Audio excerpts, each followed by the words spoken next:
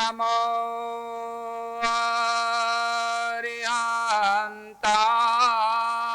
अरिहन्तानां नमो सिद्धानां नमो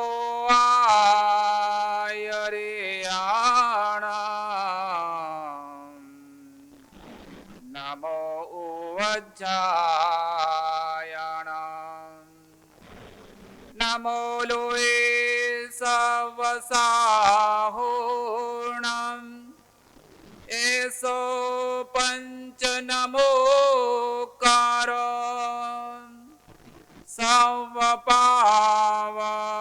सर्वपावपणासनो मङ्गलानं च सविषीं परमं हवै मङ्गलम् अर्हन्तो भगवन्त इन्द्रमहिता सिद्धाश्च सिद्धिस्थिता आचार्याजिन शासनोन्नतिकरा पूजा उपाध्यायका श्री सिद्धांत सुपाठका मुनिवरा रत्नत्रयाराधका पंचेते परमेष्टिना प्रतिदिनं कुर्वन्तु वो मङ्गलम् नमो दुर्वाररागादि वैरिवारनिवारिणे अर्हते योगिनाथाय महावीराय तायिने ओंकारबिन्दुसयोक्तं नित्यं ध्यायन्ति योगिनः कामदां मोक्षदां चैव ओंकाराय नमो नमः अज्ञानतिमिरन्धानां ज्ञानं जनिशलाकया नेत्रमं येन तस्मै श्रीगुरवे नमः आत्मरामं गुणागारं वल्लभं लोकवल्लभं समुद्रमोददातारम् इन्द्रदीनं नमाम्यहम् नित्यानन्दं नमाम्यहम् विराज बिंदु संयुक्तं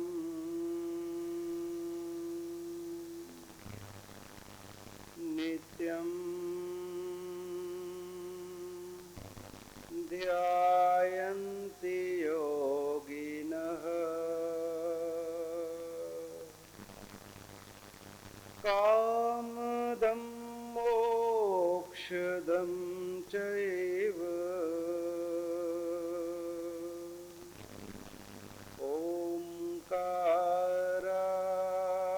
ओंकाराय नमो नमः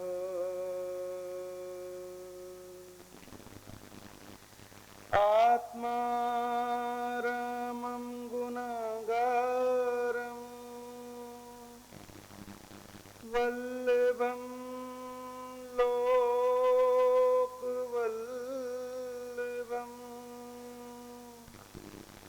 समुद्रं मोददातारम् इन्द्रदिनं नमाम्यहम्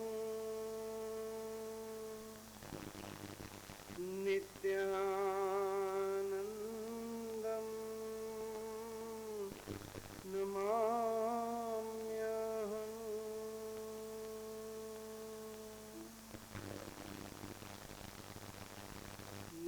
रंध्रे भवकानने परिगल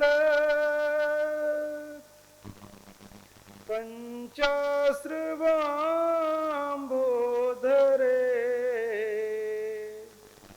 नाना कर्मलता वितान गहने मोहांधकारो धुरे भ्रांता नामिह देहिनां हितकृते कारुण्य पुण्यात्मभिः तीर्थेश हि प्रथिता सुधारस किरो रम्या गिरः पान्तु वः रम्या गिरः पान्तु वः।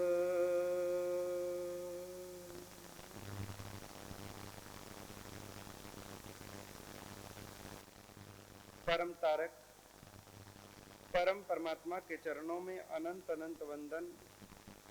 परम श्रद्धेय गुरुचरण, धर्म सभा में उपस्थित धर्मानुरागी भव्य आत्माओं, महान विद्वान ज्ञान योगी अनुभव के महासागर महोपाध्याय विनय विजय जी महाराजा ने शांत सुधारस ग्रंथ की रचना करते समय उसके मंगलाचरण में सबसे पहले इस बात को प्रकाशित किया कि हे भव्य जीवो, जिस संसार में आप रहते हो उस संसार के वास्तविक स्वरूप को देख तो लो। वो संसार कैसा है उसको समझ तो लो। ज्ञानी की निगाह में ये संसार दुखों का घर है, भयानक जंगल है, चारों तरफ दावानल फूट रहा है, पीड़ाओं का पतझड़ है, अमावस ही अमावस है, घोर अंधेरी रात्रि है, कोई अपना नहीं है, कोई सहारा नहीं है, कर्म की लताएं फैली हुई हैं, मोह का गहन अंधकार छाया हुआ है और हम सभी भ्रांति में जी रहे हैं। हम भ्रमित हो चुके हैं और ऐसे संसार के स्वरूप को यदि हमने देख लिया, समझ लिया, जान लिया और जिसको वास्तव में संसार यदि दुख में लग गया तो उसके लिए यह ग्रंथ शांति देने वाला, शीतलता देने वाला, उसके पाप ताप से संतप्त संत्रस्त उसके जीवन को अमृत देने वाला ऐसा यह ग्रंथ उन जीवों के लिए कल्याणकारी बनेगा। क्योंकि इस ग्रंथ में और कुछ भी नहीं, मैंने परमात्मा की पवित्र वाणी, मनोरम्य वाणी, हितकारिणी वाणी जो हम सभी के लिए कल्याणकारी है, ऐसी वाणी परमात्मा की उसको इसमें संकलित किया है। परमात्मा की वाणी तो परम औषधि है, परम रसायन है। यदि परमात्मा की वाणी पर हमें श्रद्धा हो जाए, परमात्मा के नाम पर, परमात्मा की दशा पर, परमात्मा के स्वरूप पर हमें श्रद्धा होगी, तभी तो हम परमात्मा की वाणी का अनुसरण करेंगे। डॉक्टर पर हमें श्रद्धा है, जो लिख दिए दवाई लेके आओ भैया, भले जहर ही लिख दे, लेके आओ। जो लिख दिया हमको नहीं पता उसने क्या लिखा है, एक तो डॉक्टर की भाषा ऐसी, मेडिकल के अलावा कोई पढ़ ही नहीं सकता। वो इस तरह से पर्ची पे दवाई लिखते हैं, आपको नहीं पता कि दवाई कौन सी है, कैसे बनी है, क्या इसमें डाला है, लेकिन आपको विश्वास है कि डॉक्टर ने मेरे को दवाई लिखी है, इससे मैं ठीक हो जाऊंगा। दवाई कैसे बनी, कहां से बनी, किस कंपनी ने बनाई, उसके पीछे आप नहीं पड़ते,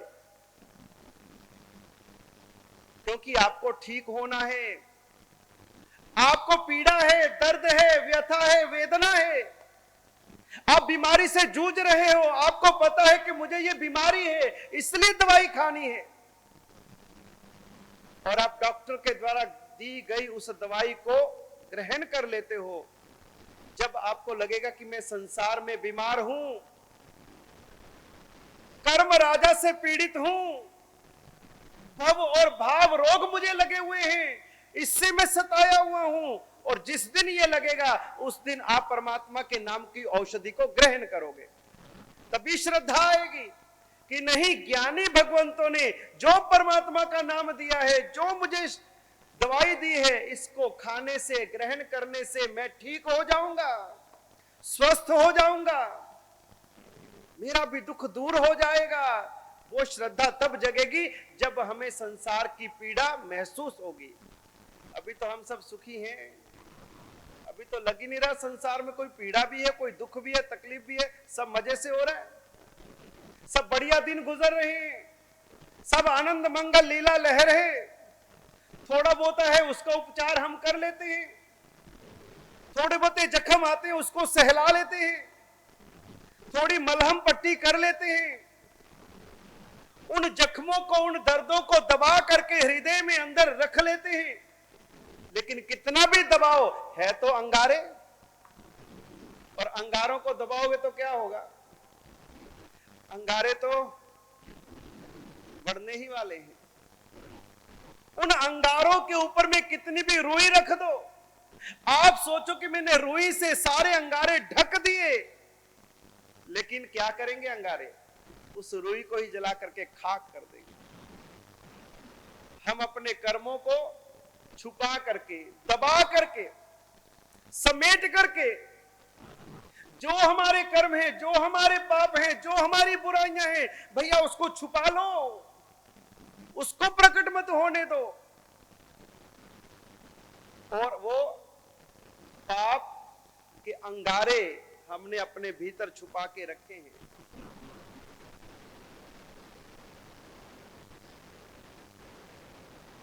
कहते हैं बीमारी से ज्यादा खतरनाक है बीमारी को छुपाना। बीमारी खतरनाक नहीं है, लेकिन यदि आपने उस बीमारी को छुपा लिया तो वो बीमारी आपके लिए खतरनाक हो जाएगी। उसी तरह से पाप से ज्यादा खतरनाक है पाप को छुपाना। यदि आप पाप को जितना छुपाओगे उतना ही वो पाप आपके लिए भारी हो जाएगा, और यदि पाप को आपने प्रकट कर दिया परमात्मा के सामने, गुरु के सामने, तो आपका वो पाप हल्का हो जाएगा, आप पाप से मुक्त हो जाओगे। लेकिन हम दिखाते क्या है और छुपाते क्या है? पुण्य को दिखाते हैं, अच्छे कार्यों को दिखाते हैं, जो सुकृत किए वो दिखाते हैं, और जो पाप किए वो छुपाते हैं। पाप को छुपाते हैं, पुण्य को प्रकट करते हैं, और ज्ञानी कहते हैं कि अरे भैया इससे उल्टा करो, पुण्य को छुपाओ और पाप को प्रकट करो। हम उल्टी रीत है, पुण्य प्रकट करते हैं, मैंने ये किया, मैंने ये किया, मैंने ये किया। लेकिन ज्ञानी भगवंत कहते हैं कि पुण्य तो ऐसा बीज है कि जो मैं अनंत गुना फल दे सकता है, अनंत गुना फल दे सकता है। बीज में इतनी संभावना है, लेकिन यदि आप उस बीज को खुला रख दोगे, उस बीज को खुला कर दिया तो कभी बीज फलेगा? उस बीज में संभावना है, लेकिन यदि बीज को खुला छोड़ दिया, एक क्या हजारों बीज भी रख दो, कोई भी बीज फलेगा नहीं। बीज कब फलेगा? जब उसको जमीन में रखने के बाद में उसके ऊपर में मिट्टी डाल दोगे, उस बीज को छुपा दोगे, दबा दोगे, उस बीज के ऊपर में मिट्टी, खाद, पानी डाल करके हम उस बीज को बीच में जमीन में दबा दोगे, तब वो बीज फलेगा। और यदि बीज को खुला कर दिया, उघाड़ा कर दिया, तो बीज मर जाएगा, मिट जाएगा, खप जाएगा। हम क्या करते हैं? पुण्य का बीज खुला करते हैं कि छुपाते हैं? हम क्या कर रहे हैं? हमने जो पुण्य कर्म किए, हम उसको प्रकट करने में विश्वास रखते हैं या छुपाने में विश्वास रखते हैं? प्रकट करने में। और जैसे प्रकट किया, सब इत्र की शीशी हो, इत्र की शीशी यदि ढक्कन लगा है, तब तक वो इत्र की शीशी में सुगंध समाहित है, और ढक्कन खोल के रख दिया तो खत्म। 2-4 पल के अंदर में तो सब खत्म। पुण्य तो इत्र की शीशी है, इसको तो ढक्कन लगा करके बंद करके संभाल करके रखो, खोला तो गया। लेकिन दुनिया की रीत बड़ी उल्टी है। हम पुण्य को प्रकट करते हैं और पाप को छिपाते हैं, और ज्ञानी कहते हैं कि पाप को छिपाना ये आपके लिए खतरनाक है। ये संसार में आपको और अधिक दुखी करेगा और उलझाएगा। जो किया है, जैसे किया है, जिस रूप में किया है, प्रगट मानव मात्र भूलनो पात्र। अरे हम इंसान हैं, मनुष्य हैं, छद्मस्त जीव हैं, अज्ञानी जीव हैं। भूल हो जाना सहज है, स्वाभाविक है। भूल किससे नहीं हुई? बड़े बड़े ज्ञानी महापुरुषों से भूल हुई है। भूल हो जाना स्वाभाविक है, लेकिन भूल को कबूल नहीं करना यह सबसे बड़ी भूल है। भूल को कबूल कर लो तो आपकी भूल माफ है, और भूल को कबूल नहीं करना यह सबसे बड़ा पाप है। हम उस भूल को छुपाएंगे, नहीं नहीं मैंने नहीं किया, मेरे से नहीं हुआ। भूल के ऊपर में भी हम इतराते हैं, खुश होते हैं, प्रसन्न होते हैं। उस भूल को हम सही ठहराने की कोशिश करते हैं। नहीं नहीं ये तो सही है, भले भूल है, लेकिन हम भूल को सही ठहराने की कोशिश करते हैं। लेकिन ज्ञानी भगवंत कहते हैं, इस तरह से यदि हम अपनी भूल को छुपाते रहेंगे, अपने पाप को छुपाते रहेंगे, तो हम इस संसार में और अधिक जन्म मरण की परंपरा को बढ़ाते रहेंगे, और अधिक। एक तो पहले ही इतने कर्म हैं, पहले ही इतना संसार है भैया, और कितना भोगना है। भूल किससे नहीं हुई? 4 ज्ञान के धारक भगवान महावीर स्वामी के प्रथम शिष्य गणधर गौतम स्वामी, अनंत लब्धियों के दाता, उनसे भी भूल हुई, लेकिन उन्होंने भूल छुपाई नहीं कि मैं इतना बड़ा शिष्य हूं, मेरे नीचे 50,000 केवल ज्ञानी हैं। भगवान महावीर के 14,000 साधुओं का मैं नेता हूं, सबसे बड़ा हूं, सबसे प्रमुख हूं, और मैं अपनी भूल अगर सबके सामने कह दूं, मेरी क्या नाक बचेगी? छोटों के सामने मेरी क्या हैसियत रहेगी? नहीं, अगर भूल हुई है तो बालक के जैसे विनम्र भाव से, अहंकार शून्य होकर के, नहीं मेरी भूल है। गौतम स्वामी गोचरी के लिए गए, कितना बड़ा उनका विनय होगा। इतने ऊंचे पद पर हैं, उसके बावजूद जिनके नीचे हजारों साधु हैं, फिर भी गौतम स्वामी गोचरी खुद जा रहे हैं। बेलने के पार ने बेला, छठ के पार ने छठ की तपस्या जीवन भर करी उन्होंने, और पारना खुद गोचरी जाते। गोचरी के लिए गए, नगरी में पहुंचे तो पता लगा कि परमात्मा के मुख्य श्रावक आनंद श्रावक अभी कुछ अस्वस्थ चल रहा है, बड़ी तपस्या कर रहा है, संलेखना व्रत स्वीकार कर रहा है। क्यों ना उस श्रावक का सुख शाता पूछ करके मैं आगे निकलूं।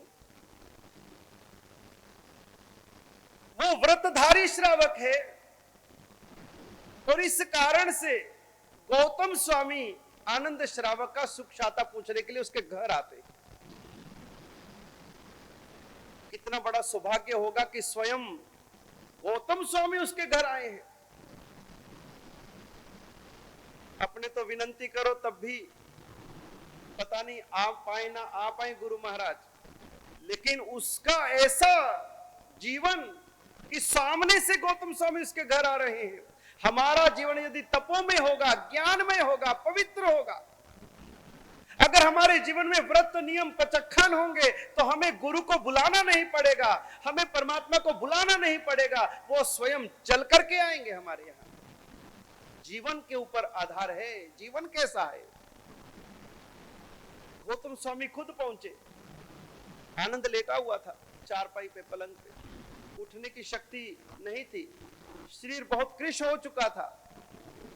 उस कृश काय आनंद को जैसे ही गौतम स्वामी आते हुए दिखाई दिए, वो थोड़ा उठा, कोशिश किया, वंदन किया, नमन किया, पधारो भगवान, आज आप मेरे आंगन में।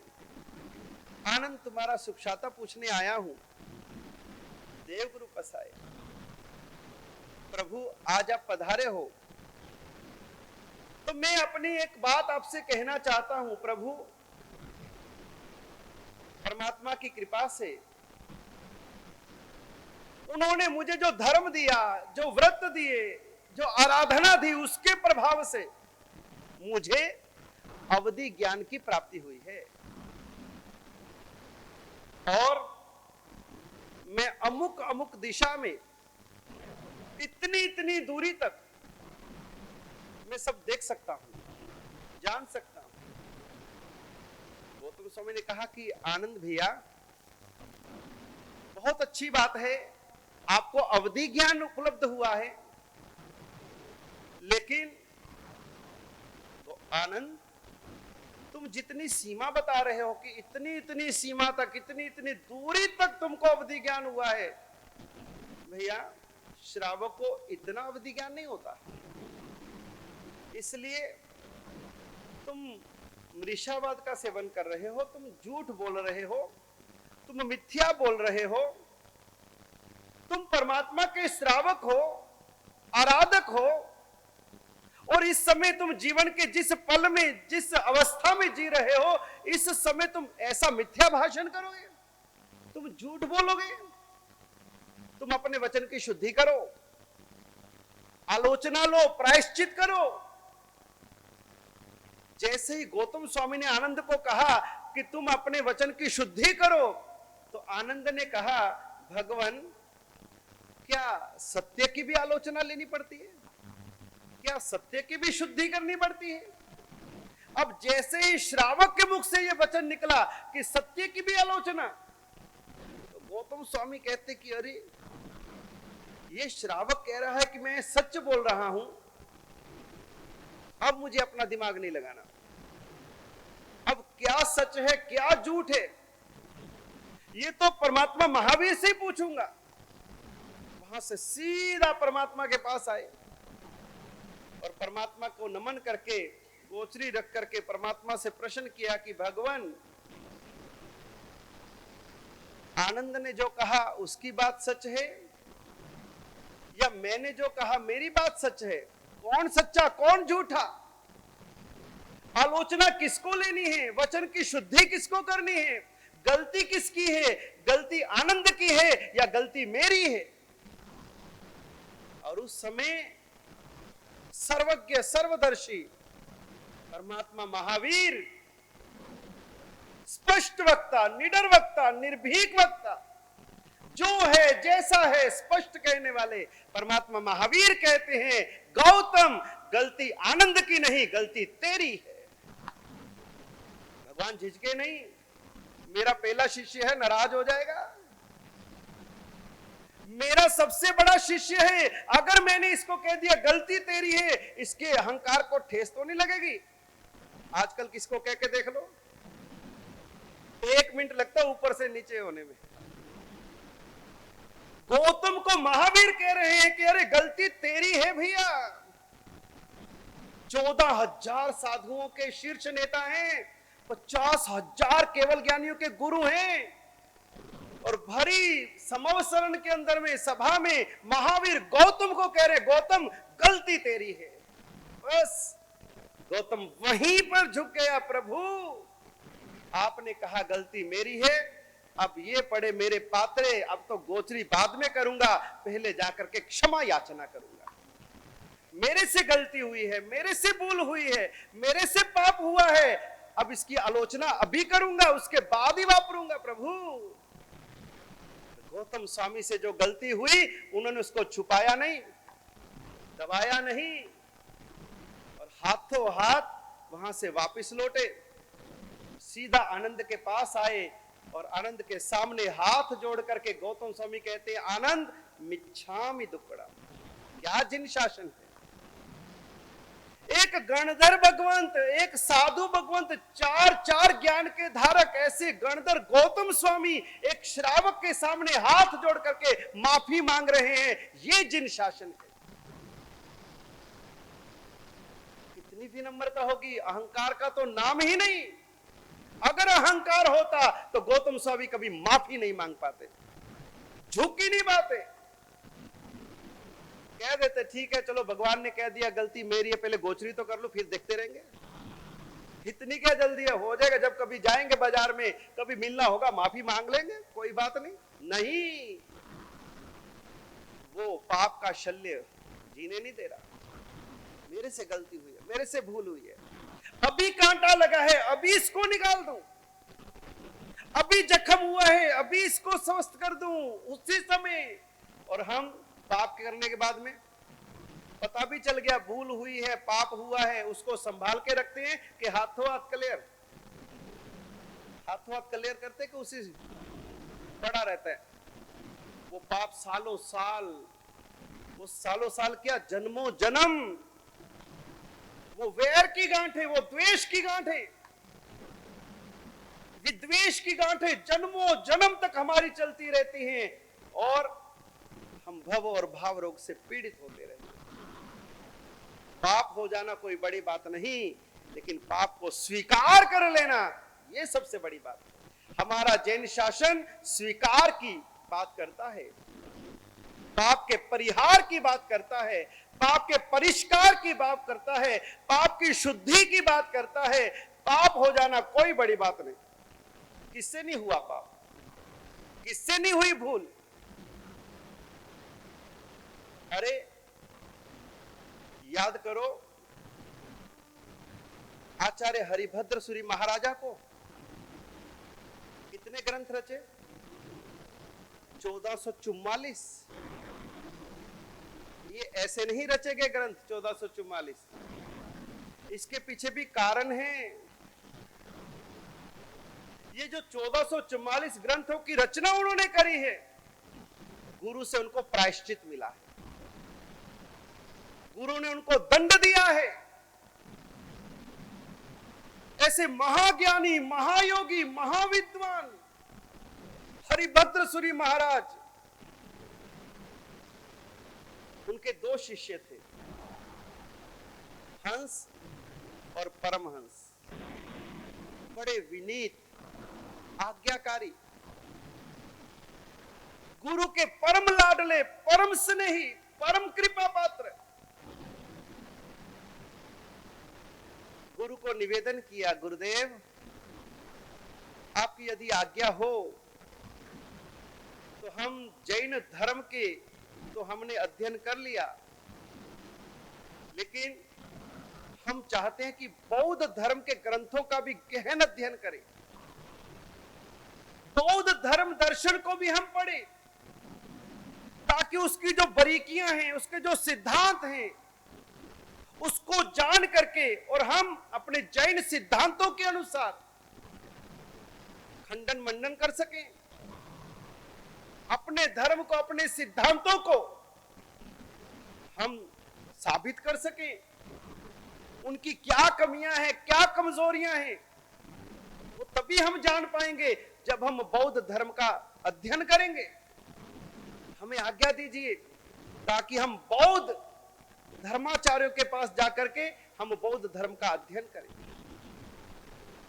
गुरु ने कहा कि भैया बहुत रिस्क है, इस समय जैन और बौद्धों के बीच में बड़ा वैमनस्य है, बड़ा द्वेष है, और ऐसी स्थिति में तुम वहां जाकर के अध्ययन करना चाहते हो, भैया बहुत रिस्क वाला काम है।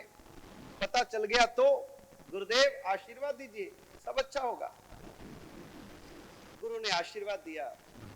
दोनों शिष्य बौद्ध धर्म की शिक्षा लेने के लिए निकले, वेश परिवर्तन किया, साधु वेश निकाल दिया और बौद्ध मठ में जाकर के उन्होंने दाखिला लिया। पढ़ाई प्रारंभ हुई, बौद्ध धर्म का अध्ययन करने लगे। पढ़ते पढ़ते पढ़ते पढ़ते जब काफी समय बीत गया, एक बार एक लिखा हुआ पन्ना हवा से उड़कर के कहीं दूसरी जगह चला गया और दूसरे किसी विद्यार्थी ने वो पन्ना उठाया तो वो चमक गया कि उस पन्ने के ऊपर में ओम नमो जिनाय लिखा था।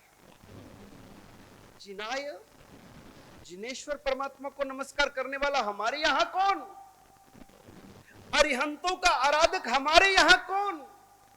यहां तो सारे बौद्ध धर्म का अध्ययन करने वाले बौद्ध विद्यार्थी हैं, हमारे बीच में फिर ये जैन कौन?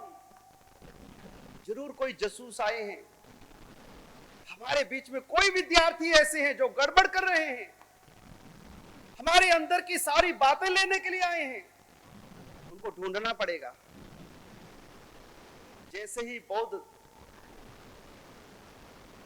आचार्य को पता चला कि हमारे बीच में कोई ना कोई ऐसा है कि जो ये गड़बड़ कर रहा है, उन्होंने एक स्कीम निकाली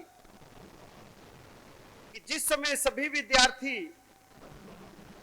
एक स्थान पर जा रहे हों तो सीढ़ियों में आगे अरिहंत परमात्मा की आकृति वहां पर डाल दी जाए। अरिहंत भगवान की आकृति वहां पर बना दी गई और जो बौद्ध विद्यार्थी थे वो तो सारे उसके ऊपर से निकलते गए, सब निकल गए। लेकिन जैसे ये दोनों आए, इन्होंने देखा कि नीचे परमात्मा की आकृति है, अरिहंतों की आकृति है, इसके ऊपर में हम पैर कैसे दे सकते हैं, और वो चुपचाप वहां से साइड से निकल गए और निगाह में आ गए कि ये दो विद्यार्थी हैं कि जो ये साइड से निकले हैं निश्चित ये जैन धर्मावलंबी हैं। और जैसे ही पता चला कि ये जैन हैं, और इतिहास में ऐसा कहा जाता है कि उन दोनों का वहां पर कत्ल करा दिया गया, हत्या करवा दी। उस समय का युग था, कोई समय था। और जैसे ही दोनों की हत्या के समाचार गुरु को मिले कि मेरे परम प्रिय शिष्य हंस और परमहंस की हत्या करवा दी गई है, उनको तो सहन ही नहीं हुआ, आघात लगा, वज्राघात हुआ, पांव तल से जमीन खिसक गई, गुस्से से तिल मिला गए। देख लूंगा इन बौद्ध धर्माचार्यों, इन्होंने मेरे शिष्य के साथ में ऐसी हरकत करी है, एक को नहीं छोड़ूंगा, एक को नहीं छोड़ूंगा। और उसी समय हरिभद्र जी ने गरम गरम कड़ाहा मंगाया, तेल का, गरम गरम तेल का कड़ाहा। उनको आकर्षणी विद्या आती थी, उसका जाप करने लगे और कहा जितने भी बौद्ध धर्माचार्य हैं उन सभी को इस आकर्षणी विद्या के माध्यम से एक एक को खींच करके और इस कड़ाहे में खत्म करूंगा। गुस्से में, क्रोध में व्यक्ति विवेक सब बुझ जाता है। और इतने गुस्से में भरे हुए थे।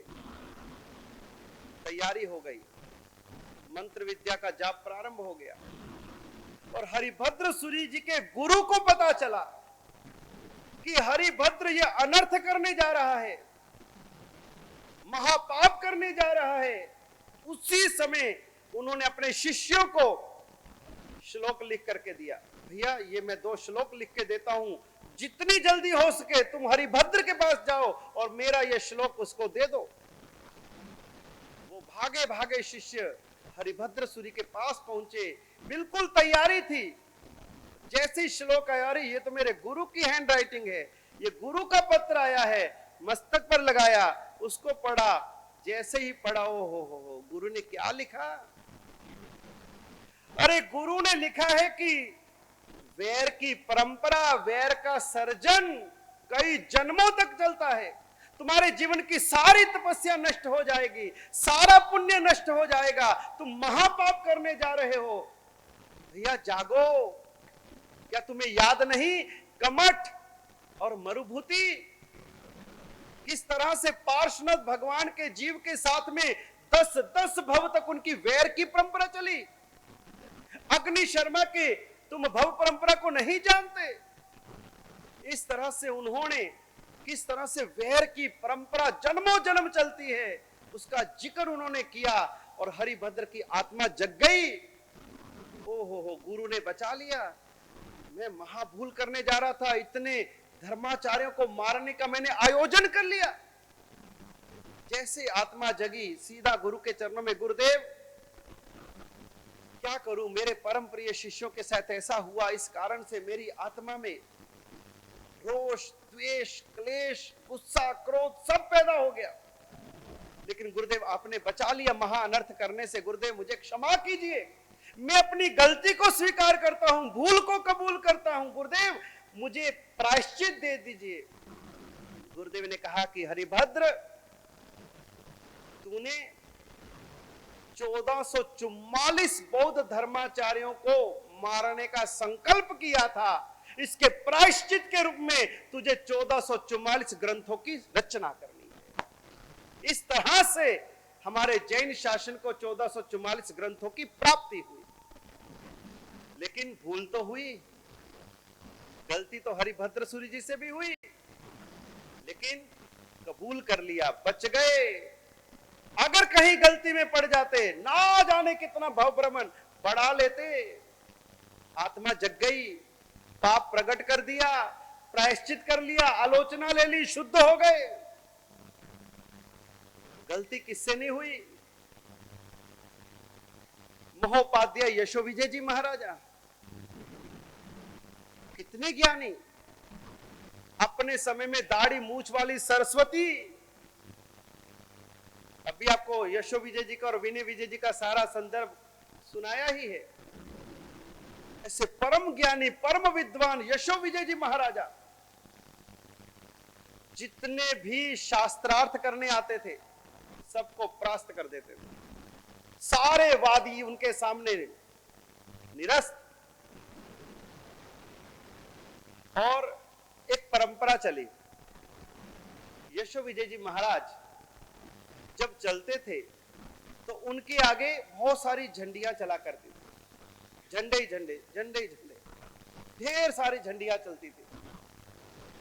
और वो झंडियां इस बात का प्रतीक थी कि ये वाले महाराज जी ने इतने लोगों को शास्त्रार्थ में हराया है, इतने वादी विजेता हैं ये, इतने विद्वान हैं ये, इतना ज्ञान है इनके पास में। इतनी झंडियां चला करती थी, जहां जाते 1-2-4 झंडियां बढ़ जाती थी, इतनी झंडियां उनके आगे आगे। एक नगर में वो चल रहे थे, आगे झंडियों का ढेर चल रहा था। एक श्राविका ने देखा, एक बूढ़ी माता जी ने देखा, तो इतनी झंडियां और पीछे उपाध्याय यशो विजय जी महाराज, इतने विद्वान होकर के और इतनी बड़ी भूल, महापुरुषों के द्वारा खुद ही इतनी बड़ी भूल। ओ हो, कोई बात नहीं, गुरुदेव से भी भूल हो गई तो क्या भी बात नहीं, मेरा फर्ज है कि मैं इनकी भूल को इनको बता दूं। लेकिन ये नहीं कि शोर डालूं, ये नहीं कि सारे समाज को बताऊं, सारी दुनिया को बताऊं, कोई बात नहीं। गुरु ज्ञानी है, फिर भी यदि मेरी समझ में आया है तो मैं इनको इनकी भूल बता दूं। वो बुढ़िया गुरुदेव के पास आई। गुरुदेव, बोलो बहन। गुरुदेव, आपसे कुछ प्रश्न है। बोलो बहन। गुरुदेव, आप तो बहुत ज्ञानी हो, परम विद्वान हो, आपसे बड़ा भी कोई ज्ञानी मुझे लगता नहीं कोई हुआ होगा। अरे अरे बहन, क्या बात करती है? अरे मैं तो कुछ भी नहीं, अज्ञानी हूं, ABCD भी नहीं जानता, कुछ भी नहीं मुझे आता। मेरे से बड़े बड़े ज्ञानी हुए जिन शासन में। मेरे गुरु को देखो, उनके गुरु को देखो, ज्ञानियों की पंक्ति है, बहुत ज्ञानी हुए हैं जैन शासन में। अच्छा, तो गुरुदेव मुझे ये बताइए, आपके गुरु ज्ञानी थे, गुरुओं के गुरु ज्ञानी थे, और आप कहते हो कि आगे आगे बढ़ते बढ़ते गौतम स्वामी परम ज्ञानी थे। तो गुरुदेव, जब आप चलते हो तो आपके आगे इतनी झंडियां चलती हैं, जब वो चलते होंगे तो उनके आगे कितनी झंडियां चलती होंगी।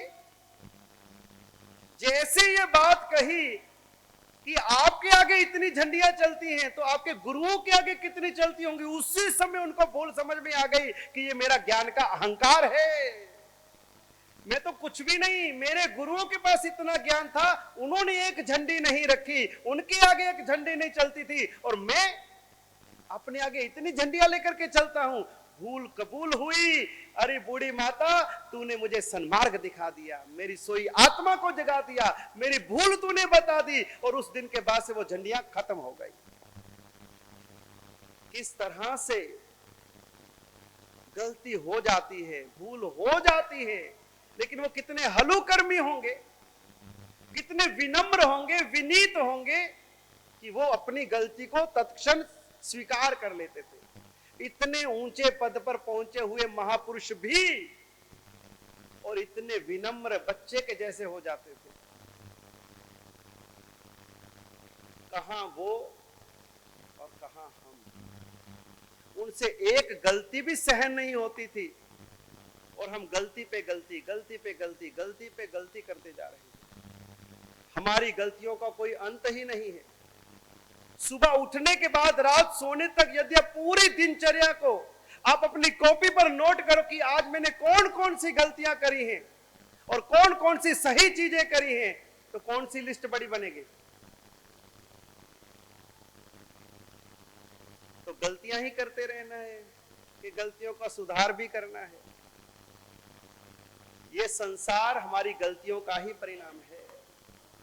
जिस दिन हमने अपनी गलतियों को सुधारना प्रारंभ कर दिया, तब इस संसार में हमारा कोई काम शेष नहीं रहेगा। फिर तो संसार से परला किनारा ही मिलने वाला है। जब तक हमारी गलतियां हैं तब तक ये संसार है, और जिस दिन गलतियों को स्वीकार कर लिया कि प्रभु मैंने आपकी आज्ञा के अनुसार, मैंने आपकी आज्ञा का पालन नहीं किया है, ये मेरी गलती है, मैंने गुरु की आज्ञा का पालन नहीं किया, धर्म का आचरण नहीं किया, मैंने जो भी कुछ किया है दिखावे के लिए ज्यादा किया है, प्रदर्शन के लिए ज्यादा किया है, लोगों में वाहवाही के लिए ज्यादा किया है, लोग मेरी वाहवाही करें, लोग मेरी प्रशंसा करें, लोग मेरी अनुमोदना करें, सब तरफ मेरा नाम ही नाम हो, इसने ये किया, ये किया, ये किया। जब तक हमारे मन के अंदर में ये रहेगा, तब तक हमारी आराधना अपूर्ण है। हमको आराधना अपने लिए करनी कि दुनिया के लिए करनी?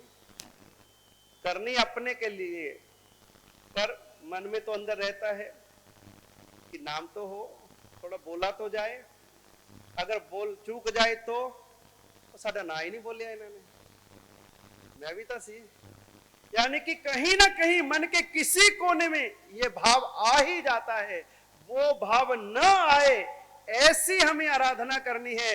हमें अपनी आराधना, अपना पुण्य गुप्त करना है और पाप को प्रकट करना है। पाप को छिपाना नहीं है, पुण्य को छिपाना है और पाप को प्रकट करना है।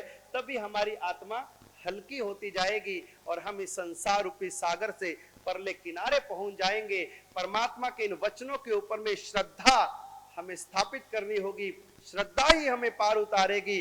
डॉक्टर के ऊपर में श्रद्धा है, वो कोई भी दवाई दे दे, कोई भी इंजेक्शन ठोक दे, कुछ भी ड्रिप लगा दे, हम सब स्वीकार कर लेते हैं। लेकिन परमात्मा की दवाई खाने में हम एतराज करते हैं, पता नहीं ये खाने से फिर घर जाऊंगे कि नहीं जाऊंगे, कहीं कहीं उपासने में तो नहीं रह जाऊंगे, कहीं सतियां दे कोलिता नहीं बह जाऊंगे। यानी वो इंजेक्शन लेने में अपने को डर लगता है कि नहीं नहीं इतना भी इंजेक्शन नहीं खाना कि कितने आप घर तो ही बाहर हो जाइए। भाई अभी जब परमात्मा की वाणी को आप स्वीकार करोगे तो संसार आपको असार लगेगा, संसार आपको क्षणिक लगेगा, संसार से आपको अप्रीति होगी, आपको मोह मूर्छा उतरेगी और आप वास्तविक जीवन में आ पाओगे, सत्य को समझ सकोगे, सत्य को उपलब्ध हो सकोगे और भव सागर से पार आप जा सकोगे। तो हम अपने जीवन को सही दिशा दें, सही मार्ग दें, सही मंजिल की ओर ले जाएं। आज इतना आत्मा को तृप्त कर रहे हैं। इतना ही नहीं, आत्मा को विशुद्ध भी कर रहे हैं। कौन कौन से कार्यों से हमारी आत्मा पवित्र बनती है, उन सब कार्यों को आप सुन रहे हैं। हमारा भी एक विषय आपको दिया था, आचारंग सूत्र के अंदर आता है, किम नाम हो जा जेना हम दुर्गम गच्छे जा। प्रभु ऐसा कोई कार्य बता दो जिससे मैं कभी दुर्गति में ना जाऊं। कम से कम मानव जीवन पाने के पश्चात मेरे सदगति तो हो जाए, दुर्गति के द्वार बंद हो जाएं। उसके लिए परमात्मा ने 3 उपाय बताए हैं। पहला उपाय आता है चौ शरण गमनम, 4 की शरण को ग्रहण कर ले। याद होगी कौन कौन सी 4 शरण? बोलो बोलो।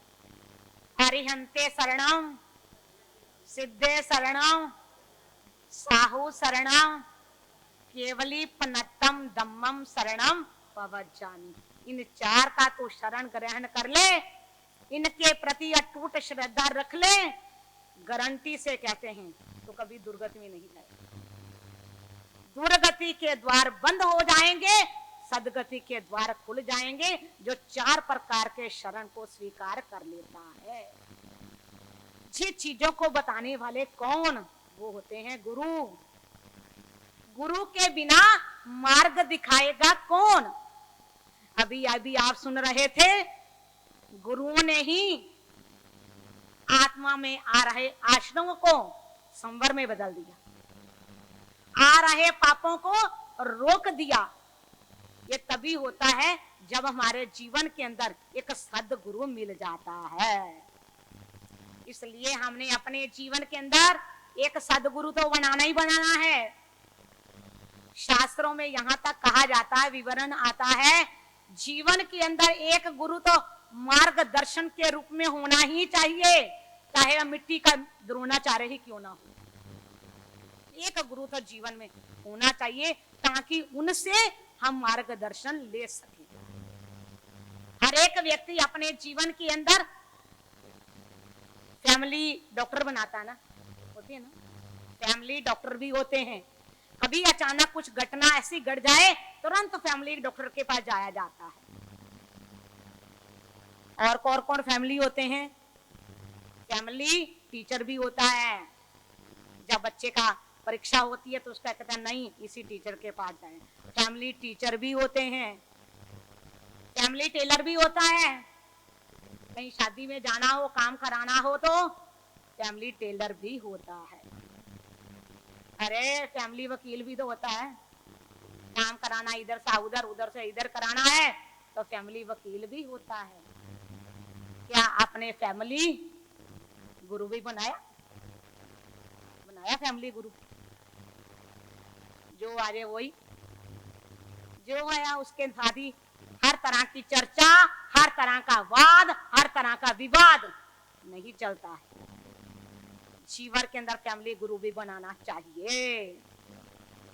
इस रीति से जिन्होंने भी अपने जीवन के अंदर गुरु बनाया, पापों से बच गए, उसको एक नारा मिल जाता है। इसलिए कह रहे हैं कि दुर्गति में कौन नहीं जाता, जो 4 प्रकार का शरण ग्रहण करता है और 4 प्रकार के शरण को स्वीकार करके उन पर अटूट श्रद्धा रखता है। अब तो आपके समक्ष रोज के कार्यक्रम, ये चातुर्मास क्या है, ये तो धर्म की सीजन है। कितने आपका सीजन कितने दिन तक लगते हैं प्रधान जी? 1 महीना, 2 महीने, 4 महीने, एक छोड़ा दूसरा ले लेते हैं, कई बार 2-2 सीजन भी लगा लेते हैं। हमारा धर्म का सीजन वैसे तो 12 महीना चलता है, खूब काम होता है हमारा, परंतु एक तो बड़ा सीजन वो कितने महीने तक लगता है? इस बार 5 महीने का सीजन, रोज का नया कार्यक्रम, रोज का नया कार्य। ये दिनों को देखो ना, 1 मिनट की फुर्सत होती है ना, 1 मिनट की भी नहीं। आज तो गुरुदेव का जन्मदिन आ रहा है, उस जन्मदिन के उपलक्ष्य को लेकर के लोगों के हृदय के भावों की तरंगे कैसे उछलित हो रही है। कोई कहता है मैंने ये करना, कोई कहता है मैंने ये करना, गुरु को क्या दें, किस प्रकार करें, अनेक प्रकार के मन के अंदर विचारधाराएं चल रही है। इसलिए अब गुरु को मनाने के लिए आज से चालू हो गया कार्यक्रम। जहां तक गुरुदेव आए, कितने एक यहाँ की ऊर्जा को ऊंचा उठाने के लिए पूरे नगर के अंदर, पूरे देश के अंदर सब सुख और शांति से रहे, इसके लिए यहाँ पर जो प्रतिष्ठा हुई थी जेठवदी दूज को प्रतिष्ठा हुई, पूज्य गुरुदेव के मन में आया हर महीने इस मंदिर के अंदर पूजा होनी चाहिए। तो जिससे आज भी हर मंडलों को पूजा दी गई है, आज भी मंडल आ चुका है, आकर के यहाँ पंच कल्याणक पूजा को पढ़ाएंगे। ये क्या है, यहाँ की मंदिर की परिसर की ओरा को बढ़ाने के लिए, सबके मन को सुख शांति देने के लिए ये कार्यक्रम कराए जा रहे हैं। आज भी पूजा, कल कौन सी तारीख है? कल तारीख बेचारे लोगों को ना, एक तो तिथियां भी भूल गई, इनको वार भी भूल गए, उस याद करना पड़ता है आज वार कौन सा। इतने कार्यों के अंदर, इतने सीजन में लग चुके हैं तो हमको याद ही नहीं रहता। बस 4 को जो काम करना है ना, प्रवचन वगैरह जो होगा वो तो होगा ही होगा। 5 को महाराज जी का जन्मदिन, उस दिन तो भजनों की महफिल जमने वाली है, सुबह भी जमेगी, शाम को भी जमेगी। जिसने गाना है अपना तैयार करके आना, सबको पूछे। हमारे मोक्षानंद जी ऐसे हैं, वो किसी को, वो खुद भी गाते हैं, उनका ना सुना जाए तो सारा खाली खाली लगता है, उनको भी सुनना है। हर एक व्यक्ति जिसको बोलना है वो अपना नाम पूज्य गुरुदेव को लिखा दे। सबको गुरुदेव के जन्मदिन के अंदर अपने मन की भावनाओं को प्रकट करना है। और अभी यहाँ से पूरा होने पाए प्रवचन, हम सभी पूजा में चलेंगे। ऐसा नहीं वो बहने सोचे हम आ गए तो हम ही पूजा पढ़ाए। अरे परमात्मा के लिए पूजा हम लोगों ने पढ़ानी है, हमने अपना पुण्य बांधना है। इस कारण से सभी यहाँ से उठ करके प्रभावना वगैरह लेके जानो, ऐसे सीधे नहीं चले जाना। जिनकी ओर से प्रभावना है उनकी प्रभावना को लेकर के हम सब मंदिर में जाएंगे, जाकर के परमात्मा की भक्ति करेंगे। और भी बहुत सारे कार्यक्रम धीरे धीरे धीरे आपके, इतने सारे पहले बता दूंगी ना, आप इसमें नहीं जाना, उसमें चले जाएंगे। इस कारण से आपको सारे कार्यक्रम नहीं बताएंगे, केवल आज का और 5 तारीख को आप सभी ने मंदिर में जाना है, वहां ही भक्ति करनी है। उपाश्रय के अंदर जिसके मन में जो जो भाव है उनको प्रकट करना है 5 तारीख को। अब 6 को क्या करना है, 7 को क्या होना है, 8 क्यों, प्रत्येक दिन के कार्य निश्चित हो चुके हैं, उनको समय समय पर बताया जाएगा। चत्तारि मंगलम अरिहंता मंगलम सिद्धा मंगलम साहु मंगलम केवली पन्नतो धम्मो मंगलम। चत्तारि लोगुत्तमा अरिहंता लोगुत्तमा सिद्धा लोगुत्तमा साहु लोगुत्तमा केवली पन्नतो धम्मो लोगुत्तमो। चत्तारि शरणं पवज्जामि अरिहंते शरणं पवज्जामि सिद्धे शरणं पवज्जामि साहु शरणं पवज्जामि केवली पन्नत्तम धम्मं शरणं पवज्जामि।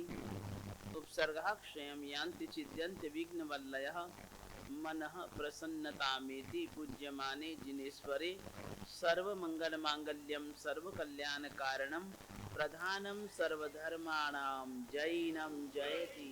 दर्शनम